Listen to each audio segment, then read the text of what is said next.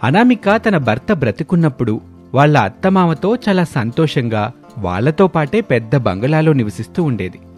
అలా వాళ్ల కాపురం చాలా చక్కగా సాగిపోతుంది అన్న సమయంలో రమేష్కి గుండెపోటొచ్చి మరణించాడు. కొన్ని రోజుల తర్వాత అత్తగారు శారద అనామికని సూటిపోటి మాటలతో తిడుతూ ఉంటుంది. అది గమనించిన అనామిక, మామగారు ప్రసాదు చాలా బాధపడుతూ ఉంటారు. ఒకరోజు శారద లేని సమయంలో ప్రసాదు అనామికతో, అమ్మా అనామిక, నువ్వు మీ అత్తగారి చేతులు నలిగిపోతున్న విషయం నాకస్సలు నచ్చటం లేదమ్మా. అది మరీ మూర్ఖంగా ప్రవర్తిస్తుంది. అందుకే నేను మీకోసం ఒక చిన్న ఇంటిని కొన్నాను. ఆ ఇంట్లో నువ్వు సంతోషంగా ఉండు తల్లి. నీకు నెల నెలా డబ్బు నేను పంపుతాను. పిల్లల్ని బాగా చదివించుకో. ఏదో ఒక రకంగా ఇక్కడి నుంచి బయటికెళ్ళడానికి చూడమ్మా. అందుకు అనామిక సరే అంటుంది. కొంత సమయం తర్వాత అత్తగారు శారద అక్కడికొస్తుంది. అనామిక, నువ్వు నాతో పాట్రా, పనుంది అని అంటుంది. ఇక అత్తగారు అలా చెప్పటంతో అనామిక కూడా సరే అని అత్తగారితో పాటు వెళ్తుంది. అలా ఇద్దరూ కారులో ప్రయాణమై కొంచెం దూరం వెళ్తారు. అక్కడ ఒక పూరి గుడిసె దగ్గర కారు ఆగుతుంది. అత్తాకోడలిద్దరూ అక్కడ కారు దిగుతారు. ఈ ఇల్లు నీకోసమే కొన్నాను. ఇక నుంచి నువ్వెక్కడే ఉండు. పిల్లల్ని నేను బాగా చదివించుకుంటాను. ఇక నీ దారి నీది, మా దారి మాది. ఎక్కడో చోట 4 ఇళ్లలో పాచి పని చేసుకున్నా సంతోషంగా ఉండొచ్చు. వెతవరాలు ఇంట్లో ఉంటే అసలు మంచిది కాదని ఇందాకే జ్యోతిష్కుడు చెప్పాళ్లే. ఆ మాటలు విన్న అనామిక కొంచెం బాధగా సరే అని అంటుంది. ఇక ఆ రోజు నుంచి అనామిక అక్కడే ఉంటుంది. శారద ఒక్కతే తిరిగింటికెళ్తుంది. అక్కడ భర్త ప్రసాదు అనామిక ఎక్కడా అని అడిగితే శారద జరిగిన విషయం చెప్తుంది. ఆ మాటలు విని ప్రసాదు ఏమీ మాట్లాడకుండా ఉండిపోతాడు. ఇలా రోజులు గడుస్తూ ఉంటాయి. అనామిక పిల్లలు 3, భవ్య, నవ్య, హరీషు బడికి వెళ్తూ ఉంటారు. వాళ్ళ 3 శారదని అనామిక గురించి అడుగుతారు. చూడండి పిల్లలు, అమ్మ ఉద్యోగానికి వెళ్ళిపోయింది. ఇక తిరిగి రాదు. మీరు బాగా చదువుకొని మంచి స్థాయిలో ఉన్న తర్వాత అమ్మ తిరిగి వచ్చుద్దిలే. అప్పటిదాకా మీరు నాయనమ్మ చెప్పినట్టు వినాలి. మరి వింటారా? అందుకు వాళ్ళు సరే అంటారు. పిల్లలు 3 కూడా చక్కగా చదువుకుంటూ ఉంటారు. రోజులు గడుస్తూ ఉంటాయి. అనామిక బ్రతకటం కోసం ఇళ్లల్లో పాచి పనులు చేసుకుంటూ ఉంటుంది. అలా వచ్చిన డబ్బుతో తను బ్రతుకుతూ ఉంటుంది. ఇలా ఉండగా ఒకరోజు ప్రసాదు అనామికకు డబ్బులిద్దామని అనామిక దగ్గరికి వెళ్తాడు. అనామిక చూడ్డానికి అప్పటికే చాలా నీరసంగా ఉంటుంది. ప్రసాదు అనుమానంతో, ఏంటమ్మా, నీకు ఆరోగ్యం బానే ఉందా? చూడ్డానికి చాలా నీరసంగా కనబడుతున్నావు. నాకు కొంచెం జ్వరంగా ఉంది మావయ్య, అందుకే అలా ఉన్నాను. ఇప్పుడు బానే ఉన్నానులేండి, తగ్గిపోయింది. అమ్మా అనామిక, నీ చేతి వంట తిని చాలా రోజులవుతుందమ్మా అని ప్రసాదు అనామికని అడుగుతాడు. అప్పుడు అనామిక, 2 నిమిషాల్లో మీకోసం వంట చేసి తీసుకొస్తాను మామయ్య అని చెప్పి వంటగదిలోకి వెళ్తుంది. అప్పుడు అనామిక తన మనసులో, అయ్యో, వారం రోజుల నుంచి నేను పనికి వెళ్ళలేదు. ఇంట్లో బియ్యం కూడా లేవు. జ్వరంగా ఉందని రొట్టె తిని మాత్రమే బ్రతుకుతున్నాను. ఇంట్లో రొట్టె, గుడ్లు మాత్రమే ఉన్నాయి.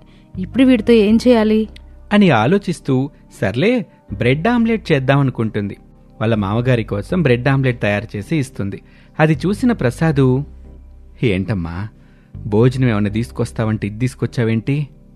నా చేతితో భోజనం చాలాసార్లు తిన్నారు కదా మావయ్య, అందుకనే ఇది మీకోసం చాలా ప్రత్యేకంగా చేశాను. దీని రుచి కూడా చాలా బాగుంటుంది. తిని మీరే చెప్పండి. ఆ మాటలు విని ప్రసాదు సరే అంటాడు. అది చాలా అద్భుతంగా ఉండటంతో, చాలా బాగుందమ్మా, అద్భుతంగా చేశావంటూ ఆమెను పొగుడుతాడు. అనామిక కూడా చాలా సంతోషపడుతుంది. ప్రసాద్ని అనామిక పిల్లల గురించి అడుగుతుంది. వాళ్ళని తీసుకురమ్మని పదే అడుగుతుంది. అమ్మా, మీ అత్తగారి సంగతి తెలిసిందేగా, కాని నీకోసం ఏదో రకంగా పిల్లల్ని ఇక్కడికి తీసుకొస్తానులే అని ఆమెతో చెప్పి కొంచెం ముందుకు వెళ్తాడు. ఆ తర్వాత మళ్ళీ తిరిగొచ్చి, అమ్మా, అసలు సంగతి మర్చిపోయాను. ఇదిగో ఈ డబ్బు నీకిద్దామని వచ్చాను, తీసుకోమ్మా అని డబ్బులు చేతిలో పెడతాడు. అది చూసి అనామిక ఏడుస్తుంది. మావయ్య, నన్ను క్షమించండి. ఇందాక ఈ డబ్బు కనుక మీరిచ్చినట్లయితే నేను మీకు భోజనం తయారు చేసేదాన్ని. ఇంట్లో అసలు ఏమీ లేవు మావయ్య.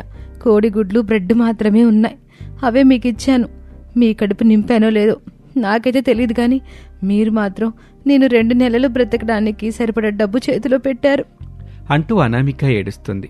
ఆ మాటలకు అతను కూడా చాలా బాధపడుతూ జాగ్రత్తగా ఉండమని చెప్తాడు. ఏదైనా అవసరం ఉంటే ఫోన్ చెయ్యి, ఇంట్లో కావాల్సినవి ఏమైనా మందులు కావాలన్నా తెచ్చుకోమని చెప్పి అక్కడి నుంచి వెళ్ళిపోతాడు. ఇక అనామిక మామగారిచ్చిన డబ్బులతో తనకు కావాల్సినవన్నీ ఏర్పాటు చేసుకుంటుంది. ఇక ఇదిలా ఉండగా ప్రసాద్ ఇంటికి వెళ్తాడు. అప్పుడు తన భార్య శారద, ఎక్కడికెళ్ళారండి? మీకోసం భోజనం చేసి ఉంచా, ఆకలిగా ఉంది, రండి కలిసి తిందాం. నాకు ఆకలిగా లేదు శారద, కావాలంటే నువ్వు తిను ఎక్కడ తిన్నారేంటి ఆకలిగా లేకపోవడానికి అంటూ శారద కోపంగా అరుస్తూ అడుగుతుంది. నా కోడల దగ్గరికెళ్తే ఇంట్లో తినడానికి ఏమీ లేకపోతే బ్రెడ్ ఆమ్లెట్ వేసిచ్చింది. అది తిన్నాక నా కడుపు నిండిపోయింది. తన నా స్థితిలో వదిలేసినందుకు నీకెలా ఉందో నాకైతే తెలియదు గాని నాకైతే చచ్చిపోవాలనిపిస్తుంది అంటూ ఇష్టం వచ్చినట్టు తిట్టి వెళ్ళిపోతాడు. ఆ మాటలకు ఆమె చాలా కోపంగా, నాకు బాగానే ఉంది, అద్దరిద్దరాన్ని ఇంట్లో తీసుకొచ్చి పెట్టుకోవడం నాకు అసలు ఇష్టం లేదు అని భోజనం చేయటానికి కూర్చుంటుంది. కాని తనకు మనసు రాకపోవటంతో కొంచెం భోజనం తీసుకెళ్లి భర్తకు తినిపించాలనుకుని మేడ మీదకు వెళ్తుంది. ప్రసాద్ అనామికతో అప్పుడే ఫోన్లో మాట్లాడుతూ ఉంటాడు. వాళ్ళసలేం మాట్లాడుకుంటున్నారోనని చాటుగా విందామని శారద వినటం మొదలు పెడుతుంది. జాగ్రత్తగా ఉండు తల్లి. అన్నట్టు నువ్వు మధ్యాహ్నం చేసిన ఎగ్ ఆమ్లెటు చాలా అద్భుతంగా ఉందమ్మా. అది మీ అత్తగారి తింటే అస్సలు వదిలిపెట్టదు తెలుసా? అంత అద్భుతంగా చేసావు నువ్వు. ఈసారి మీరు వచ్చినప్పుడు అత్తయ్య గారికి కూడా పంపిస్తాను మావయ్య, తీసుకెళ్ళండి. నీ దగ్గర నుండి తీసుకొచ్చానంటే తన అస్సలు తిందమ్మా. ఎందుకులేమ్మా, పిల్లలకి ఎప్పుడన్నా తయారు చేసి పంపించు. తప్పకుండా చేసి పంపిస్తాను మావయ్య, కానీ అలా చేసిన పిల్లలకు కూడా కాకుండా చేస్తుందేమో. అది కూడా నిజమేనమ్మా. ఈ ప్రయోగాలన్నీ ఎందుకులే. ఈసారి నేను అందరికీ చేసి పంపిస్తాను మావయ్య, మీరు బయట హోటల్ నుండి తీసుకొచ్చారని చెప్పొచ్చు. అందుకతను మంచి సలహాని అంటాడు. ఇక అలా వాళ్ళు మాట్లాడుకోవటం శారద విని అక్కడి నుంచి వెళ్ళిపోతుంది. శారద తన మనసులో ఈ విధంగా అనుకుంటుంది. ఏం నాకు అర్థం కావట్లేదు, నా కోడలు అంత బాగా బ్రెడ్ ఆమ్లెట్ చేసిందా? సరే, ఎప్పుడు తీసుకొస్తాడో అప్పుడు చెప్తాం ఈయన గారి పని ఆమెగారి పని అని అనుకుంటుంది. రోజులు గడుస్తాయి. ఒకరోజు అనామిక మామగారికి ఫోన్ చేసి బ్రెడ్ ఆమ్లెట్ చేస్తున్నాను, తీసుకువెళ్ళండి అని చెప్తుంది. అతను సరే అని వెళ్తాడు. ఆ రోజు ఆదివారం కావటంతో పిల్లలు కూడా ఇంటి దగ్గరే ఉంటారు. అనామిక వాళ్లకు కావాల్సిన ఏర్పాట్లు చేసి ఒక క్యారేజ్లో పెట్టి సిద్ధంగా ఉంచుతుంది. కొంత సమయం తర్వాత ప్రసాద్ అక్కడికి వెళ్తాడు. అమ్మా అనామిక, మీ అత్తగారు పిల్లలు ఆకలితో ఉన్నారు, త్వరగా ఇస్తే తీసుకెళ్తానమ్మా అని అడగటంతో అనామిక, ఇదిగోండి మావయ్య, అన్నీ సిద్ధం చేసే ఉంచానంటూ క్యారేజ్ ఇస్తుంది. అతను దాన్ని తీసుకుని ఇంటికి వస్తాడు. ఇంటి దగ్గర అందరూ కూడా అది తిని చాలా బాగుంది అంటారు. చాలా చాలా బాగుందంటూ పొగుడుతూ ఉంటారు. శారద మాత్రం ఏమీ మాట్లాడకుండా తన మనసులో, అబ్బో నిజంగానే చాలా బాగుందే, వారంలో ఒకసారైనా దీన్ని తీరాలి అని అనుకుంటూ ఉండగా ప్రసాద్ అక్కడికొచ్చి, ఏంటే నీకు నచ్చలేదా? నచ్చబోతే చెప్పు, ఇంకెప్పుడు తీసుకురానులే. బాగానే ఉందిలేండి, పర్వాలేదు, వారంలో ఒకసారైనా తీసుకురండి, పిల్లలు తింటున్నారుగా సరదాగా అని అనటంతో అతను సరే అంటాడు. ఇక అప్పటినుంచి ప్రతి ఆదివారం ప్రసాద్ అనామిక దగ్గరికి వెళ్తాడు, బ్రెడ్ ఆమ్లెట్లు తీసుకొస్తాడు. ఆమె ఖర్చులకి కూడా డబ్బులిచ్చి వస్తూ ఉంటాడు. ఇలా రోజులు గడుస్తూ ఉంటాయి. ఒకరోజు పిల్లలకు సెలవు కావటంతో పిల్లలు ముగ్గురు నాయనమ్మ దగ్గరికి వెళ్తారు. నాయనమ్మ, ఈరోజు మాకు బ్రెడ్ ఆమ్లెట్ తినాలనుంది, తాతయ్య చేత తెప్పించు. ఇప్పుడే ఏంట్రా, నేను బయటికి వెళ్తున్నానుగా, ఆయన వచ్చిన తర్వాత మీరే తెప్పించుకోండి అని అంటుంది శారద. ఇంతలో ప్రసాద్ అక్కడికి రానే వస్తాడు. హరీషు, నవ్య, భవ్య ముగ్గురు కూడా తాతయ్య మాకు బ్రెడ్ ఆమ్లెట్ కావాలి అని అడగటంతో అతను సరే నేను తీసుకొస్తానులేమ్మా, ఒక 10 నిమిషాలు ఆగండి అంటాడు. ఇంతలో శారద, నేను బయటికి వెళ్ళే పనుందే, బయటికి వెళ్తున్నా, పిల్లలు మీరు జాగ్రత్తగా ఉండండి అని చెప్పి అక్కడి నుంచి వెళ్ళిపోతుంది. కొంత సమయం తర్వాత పిల్లల్ని తీసుకుని ప్రసాద్ అనామిక దగ్గరికి వెళ్తాడు. పిల్లల్ని చూసి అనామిక చాలా సంతోషంగా వాళ్ళని దగ్గరికి తీసుకుంటుంది. పిల్లల్ని చూసి చాలా రోజులవుతుంది మావయ్య, చాలా కృతజ్ఞతలు, మీరు వీళ్ళని ఇక్కడికి తీసుకొచ్చినందుకు. మీ అత్తగారింట్లో లేరులేమ్మా, ఇదే మంచి అవకాశం అనుకుని తీసుకొచ్చానులే. అమ్మా, నువ్వు ఉద్యోగానికి వెళ్ళావని నాయనమ్మ చెప్పింది, నువ్వు ఉద్యోగానికి వెళ్ళడం లేదా? నువ్వెందుకు ఇలాంటి ఇంట్లో ఉంటున్నావు? ఈ ఇల్లు అసలు బాగాలేదమ్మా, మనం మన ఇంటికి వెళ్ళిపోదాం పదా. వస్తాను, త్వరలోనే వస్తాను బాబు అని అనామిక అంటుంది. ఇక వాళ్ళు చాలా గొడవ చేస్తూ ఉంటారు. ఇంటికి వెళ్ళిపోదాం, ఈ ఇల్లు వద్దు అని గొడవ చేస్తూ ఉంటారు. సర్లేరా, అయితే ఈ గొడవ చేసేదేదో మీ నాయనమ్మ దగ్గర చేయండి, అప్పుడు మీ అమ్మ ఖచ్చితంగా మన ఇంటికి వచ్చుద్ది.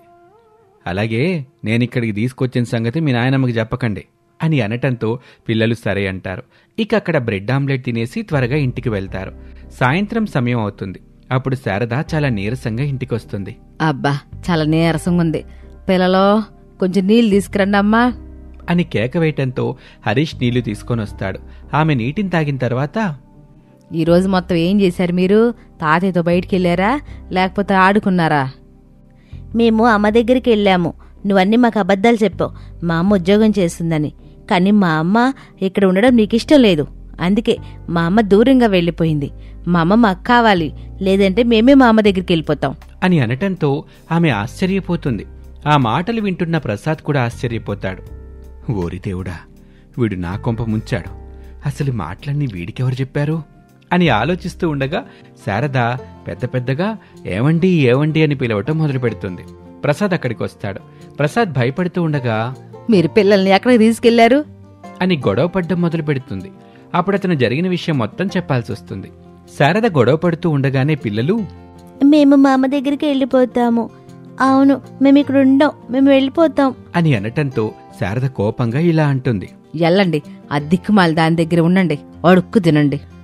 వాళ్ళెక్కడుంటే నేను అక్కడే ఉంటాను అని ప్రసాద్ కూడా అంటాడు. ఇక ఆమె మాట్లాడకుండా ఉంటుంది.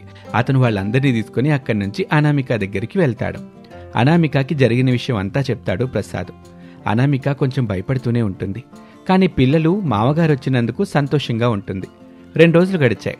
వాళ్ళక్కడ చాలా సంతోషంగా ఉంటారు. కానీ అక్కడ శారద మాత్రం బిక్కుబిక్కుమంటూ ఒక్కతే ఉంటుంది. అప్పుడు తన మనసులో ఇలా అనుకుంటుంది. పిల్లలు లేకపోతే నా మనసులో లేదు. అందరిని దూరం చేసుకుంటున్నానేమన్నా భయం వేస్తుంది. అసలు ఈ వయసులో అందరు కావాలి గాని డబ్బు ఏం చేసుకుంటాను అని ఆలోచనలో పడుతుంది. ఓ వారం రోజులు గడుస్తాయి.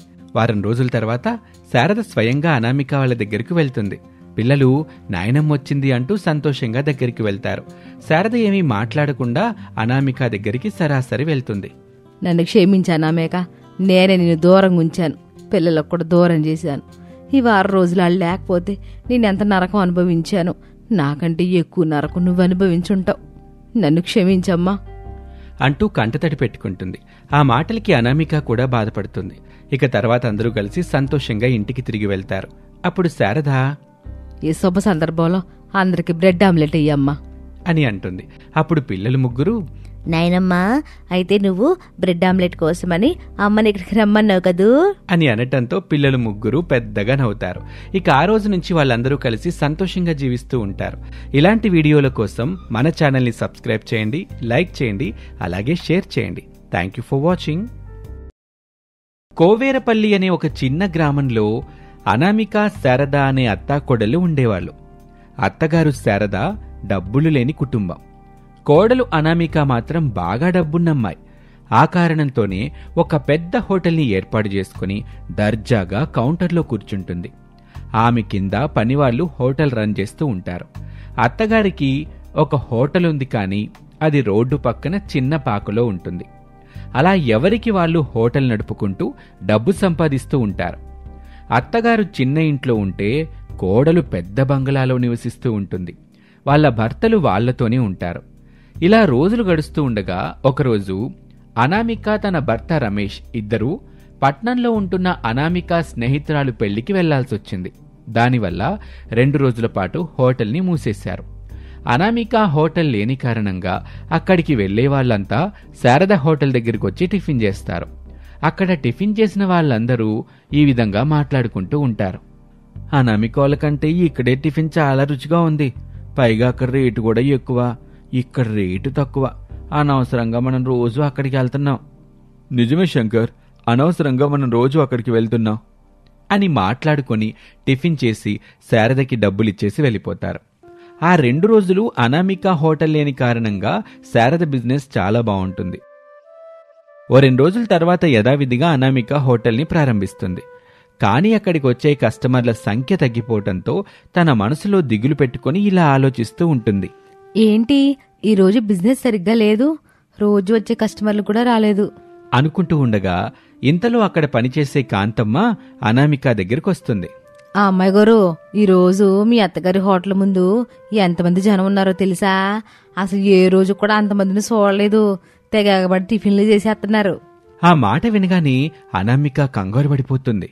ఏంటి, ఈగలు తొలుక్కునే హోటల్లో ఇప్పుడు చాలా మంది జనాలు వస్తున్నారా? అదెలా సాధ్యమో నాకేం అర్థం అవట్లేదు.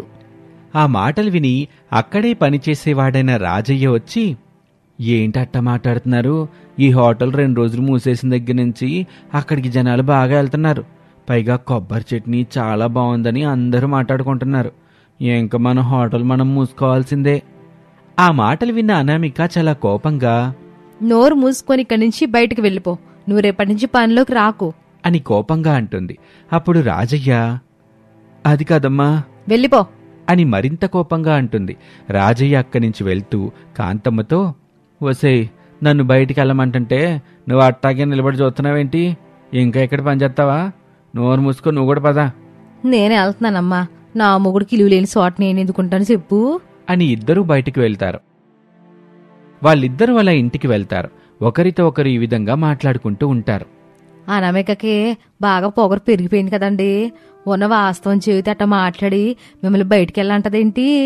ఒకప్పుడు అత్త కోడలిద్దరు కలిసి హోటల్ నడిపించారు. అప్పుడు బాగా డబ్బు వచ్చేసరికి ఆమె హోటల్ పెట్టి ఇట్ట చేస్తుంది. డబ్బుందన్న గర్వం పెరిగిందిలే. ఏదో ఒక రోజు వాళ్ళ అత్తగారు డబ్బున్నదిగా మారి అనామికకి బుద్ధొచ్చేలా చేసుద్ది. అసలు ఎందుకండి అత్త కోడలు ఎదురు ఇడిపోయి ఇట హోటల్ పెట్టుకున్నారు? ఉన్నట్టుండి అనామికకి అంత డబ్బు ఎవరిచ్చారు? అదో పెద్ద కథలే. అంత పెద్ద కథలో కాకుండా ఓ చిన్న కథలాగా చెప్పండి. సర్లే, చెప్తా నేను. అత్తా కోడలిద్దరూ చిన్న హోటల్ నడుపుతున్న సమయంలో అనుకోకుండా అనామికకి ఒక పెద్ద లాటరీ తగిలింది. అప్పుడు సురేష్ అనే వ్యక్తి అక్కడికి వచ్చి అనామికతో, మీకు లాటరీ టికెట్ వచ్చింది కదా, ఆ టికెట్ నాకు ఇస్తే ఆ డబ్బు నేను మీకు ఇస్తాను. 1,00,00,000 రూపాయలతో పాటు ఇంకొక 1,00,000 అదనంగా ఇస్తాను. కానీ ఎందుకు నాకు 1,00,000 రూపాయలు ఎక్కువ ఇవ్వాలని మీరు ఎందుకు అనుకుంటున్నారు? ఏమీ లేదు, నా భార్య సంతోషం కోసం. తను చాలా అదృష్టవంతురాలని ఎప్పుడూ భావిస్తూ ఉంటుంది. అలాగే అన్నీ జరుగుతూ ఉంటాయి. ఆ ఉద్దేశంతోనే తను ఈ లాటరీ కొనింది. అనుకోకుండా అది మీకొచ్చింది. ఈ విషయం తనకు తెలిస్తే తను చాలా బాధపడుతుందండి. తను దురదృష్టవంతురాలని బాధపడుతుంది. తన బాధ నేను అసలు చూడలేను. అందుకే ఈ టికెట్ నాకు ఇవ్వండి. సరేలే, డబ్బు నాకు ఇచ్చేయండి, ఆ తర్వాత ఈ టికెట్ మీరు తీసుకుందురు గాని అని అనటంతో అతను సరే అని డబ్బు తీసుకొచ్చి అనామికకి ఇచ్చాడు. టికెట్టు అనామిక సురేష్కి ఇచ్చేసింది. అలా పెళ్లం మీద ప్రేమతో ఆ పిచ్చోడు ఆ డబ్బుని అలా ఇచ్చాడు. దాంతో అనామిక పెద్ద స్థాయికి వెళ్ళిపోయింది. అత్తగారిని కూడా కాదు అనుకుని బయటకొచ్చి మంచి బంగ్లా ఏర్పాటు చేసుకుని పెద్ద హోటల్నే పెట్టుకుంది. ఇలా జరిగిన విషయం అంతా చెప్తాడు రాజయ్య. అదంతా విన్న కాంతమ్మ, నిజమే, డబ్బు లాటరీ కొట్టడమే కాకుండా అతని దగ్గర డబ్బు తీసుకుని చాలా మంచి పని చేసింది అనామిక. ఎందుకంటే ఒకవేళ లాటరీలో వచ్చిన డబ్బు ఆ ట్యాక్స్లని ఈ ట్యాక్స్లని పోతాయి కదా, అటు ఏమీ పోకుండా 1,00,000 రూపాయలు అదనంగా వచ్చాయి. అందుకే కళ్ళు నెత్తికెక్కాయి అని మాట్లాడుకుంటారు. ఆ తర్వాత వాళ్ళు ఏం చెయ్యాలి, ఎలా బ్రతకాలి అని ఆలోచిస్తూ ఉండగా శారద దగ్గర పని చేద్దామని నిర్ణయించుకుంటారు. ఆ మరుసటి రోజు శారద దగ్గరికి వెళ్లి పని గురించి అడుగుతారు. నాకు కూడా ఇప్పుడు పని చేయడానికి మనుషులు కావాలా, ఎందుకంటే చాలా మంది వస్తున్నారు, ఒక్కదాన్ని చేసుకోలేకపోతున్నాను. ఆ అనామిక ఇచ్చినంత డబ్బు అయితే నేను ఇవ్వలేనులే, కానీ గౌరవం అయితే ఉంటది కదా, అది చాలమ్మ మాకు అని అనటంతో ఆమె సరే అంటుంది. ఇక వాళ్ళు అక్కడే పనిలో చేరి అక్కడికొచ్చిన వాళ్ళకి టిఫిన్ అందిస్తూ ఉంటారు. రోజులు గడుస్తూ ఉంటాయి. అత్తగారి హోటల్ బాగా ఫేమస్ అయ్యి బాగా డబ్బు సంపాదిస్తుంది. ఈ కారణంతోనే అనామిక హోటల్ మూసేయాల్సి వస్తుంది. పనివాళ్లు లేకపోవటం, కస్టమర్లందరూ శారద దగ్గరికి వెళ్లటంతో తీవ్ర నష్టపోతుంది అనామిక. అదంతా అవమానంగా భావించిన అనామిక తన భర్తతో ఇలా అంటుంది. ఏవండి, మీ అమ్మ కారణంగా నేను అవమానాల పాలయ్యాను. నా దగ్గర పని వాళ్ళు అక్కడికి వెళ్లారు, కస్టమర్లు కూడా అక్కడికే వెళ్లారు. నేను దీన్ని భరించలేకపోతున్నాను. ఆ హోటల్ని కూల్చేద్దాం అనుకుంటున్నాను. ఆ మాటలకి రమేష్ కోపంగా, ఏం మాట్లాడుతున్నావు అనామిక? కొంచెమైనా అర్థం ఉందా? డబ్బుందన్న పొగరుతో మాట్లాడుతున్నావా? మా అమ్మ కష్టపడి పనిచేసుకుని నన్ను చదివించి ఒక స్థాయిలో ఉంచింది. నువ్వు వచ్చిన తర్వాత నువ్వు చాలా మారిపోయావు. మా అమ్మ వాళ్ళని కూడా కాదనుకొని నీతో పాటు కలిసి నివసిస్తున్నాను. ఇప్పుడు వాళ్ళకి ఆధారం లేకుండా చేయాలనుకుంటున్నావా? నీ తిక్క కుదిరిస్తాను అని కోపంగా అక్కడి నుంచి వెళ్లి తన తల్లికి జరిగిన విషయం అంతా చెప్తాడు. ఆమె బాధగా, అట్టాగే బాబు, ఎందుకు తను ఇబ్బంది పెడతావు? నేను రేపటి నుంచి హోటల్ తెరవనులే, తనని హోటల్ పెట్టుకోమని చెప్పు. అమ్మా, ఇప్పటికీ అది బాగా డబ్బుందని పొగరు చూపిస్తుంది. ఇప్పుడు గనక నువ్వు ఇలా చేస్తే దాని పొగరు ఇంకా తలకెక్కుతుంది. అలా కాదు, నేను చెప్పినట్టు చెయ్యి అని రమేష్ అంటాడు. ఆ మరుసటి రోజు ఉదయం ఒక అనౌన్స్మెంట్ వినిపిస్తూ ఉంటుంది. ఈ రోజు నుంచి శారదా హోటల్ అనామిక హోటల్ ఉన్న స్థలానికి మారిపోయింది. హోటల్ మాత్రమే మారింది, రుచి మాత్రం అలాగే ఉంటుంది. మీరు ఎప్పటిలాగే అక్కడికి వచ్చి శారద వాళ్ళని ఆదరిస్తారని ప్రార్థిస్తున్నాం అని ఆటోలో అనౌన్స్మెంట్ వస్తుంది. అదంతా విన్న వాళ్ళందరూ అలాగే అక్కడికి వెళ్తూ ఉంటారు. అది చూసిన అనామిక తన భర్తతో, మీరిలాంటి పని చేస్తారని అసలు అనుకోలేదు. నా అనుమతి లేకుండా నా హోటల్లో ఆమెకెలా ఇస్తారు? ఇంకొక మాట మాట్లాడావంటే చెంప పగలగొడతాను. ఆ స్థలం నా పేరు మీదుంది. నువ్వు హోటల్ కట్టుకున్నావు అంతే. దానికి బదులు నువ్వు మా అమ్మా నాన్నలకి నన్ను దూరంగా ఉంచినందువల్ల చెల్లుకు చెల్లు, ఏం చేస్తావో చేసుకో అని మాట్లాడడంతో ఏమీ చేయలేక అనామిక అలా ఉండిపోతుంది. ఆ మరుసటి రోజు నుంచి అత్తగారి పెట్టిన స్థలంలో హోటల్ పెట్టుకుంటుంది. ఈగలు దోలుకుంటూ ఉంటుంది. అది చూసిన రమేష్ ఇలా అంటాడు, ఓడలు బండ్లవటం, బండ్లు ఓడలవటం అంటే ఇదే అనుకుంటా. గర్వం నెత్తికెక్కితే వాళ్ళు ఏ స్థాయి నుంచి గొప్ప స్థాయికి చేరారో తెలియాలంటే వాళ్ళు మళ్లీ తిరిగి ఆ స్థాయికి వెళ్తేనే వాళ్ళ గర్వం తగ్గుతుంది. ఇప్పుడు నా భార్య గర్వం కూడా పూర్తిగా తగ్గింది అని రమేష్ అక్కడున్న పని వాళ్లతో అంటాడు. వాళ్ళు కూడా మంచి పని చేశారు బాబు అంటూ మాట్లాడుతూ ఉంటారు. ఎప్పటికైనా అనామిక తన తప్పు తెలుసుకొని అత్తగారితో కలిసి మళ్లీ హోటల్లో ఉంటుందని భర్త భావిస్తూ ఉంటాడు. అలాగే జరగాలని కోరుకుంటాడు. మనం కూడా అదే జరగాలని కోరుకుందాం. ఇలాంటి వీడియోల కోసం మన ఛానల్ని సబ్స్క్రైబ్ చేయండి, లైక్ చేయండి, షేర్ చేయటం మాత్రం మర్చిపోకండి. Thank you for watching.